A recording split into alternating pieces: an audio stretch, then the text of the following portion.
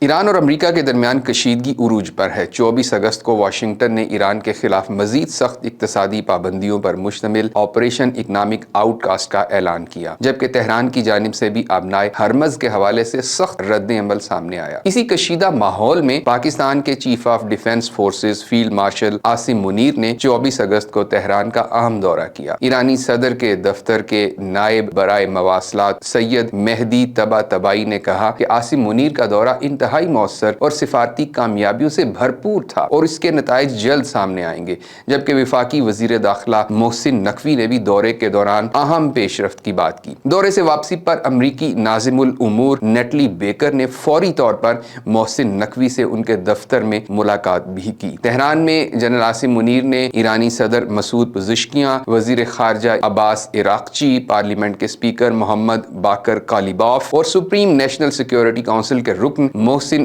رضائی سمیت اہم رہنماؤں سے ملاقاتیں کی۔ مذاکرات میں جنگ کے پھیلاؤ کو روکنے، آبنائے ہرمز کھولنے، کشیدگی کم کرنے اور مذاکراتی حل تلاش کرنے پر بات ہوئی۔ اہم بات یہ ہے کہ بین الاقوامی میڈیا کے مطابق تہران روانگی سے قبل امریکی صدر ڈونلڈ ٹرمپ نے بھی جنرل عاصم منیر سے ٹیلی فون پر بات کی اور پاکستان سے ایران کو دوبارہ مذاکرات کی میز پر لانے میں کردار ادا کرنے کی درخواست کی، جو اس بات پر دلالت کرتی ہے کہ ایران اور امریکہ دونوں نہ صرف پاکستان پر اعتماد کرتے ہیں بلکہ پاکستان کے ذریعے مذاکراتی عمل بھی جاری ہے۔ لیکن اصل سوال یہ ہے، کیا یہ کوشش کامیاب ہوگی؟ فی الحال یہ کہنا قبل از وقت ہے، تاہم اگر پاکستان ایران کو ابنائے ہرمز پر قابل قبول ضمانتوں، امریکہ کو مرحلہ وار اقتصادی رعایتوں اور دونوں فریقوں کو پہلے بالواسطہ اور پھر براہ راست مذاکرات پر آمادہ کرنے میں کامیاب ہو گیا تو جنرل عاصم منیر کا تہران مشن ایران امریکہ مذاکرات کی بحالی کا نقطۂ آغاز بن سکتا ہے۔ یعنی اس وقت پاکستان کے سامنے امن معاہدہ کرانے سے پہلے ایک زیادہ